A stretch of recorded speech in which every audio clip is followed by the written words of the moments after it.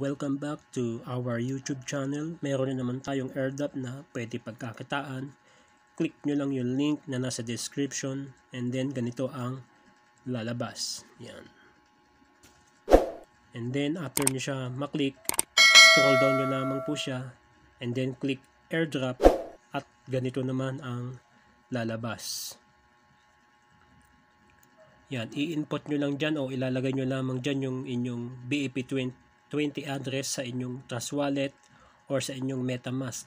Hindi po pwede yung BEP20 sa mga exchanges gaya ng Binance or Bybit at kung ano-ano pa. And then pagka natapos yung i-input, click Submit. And then tapos na, iintay na lang po natin yung distribution ng kanilang token.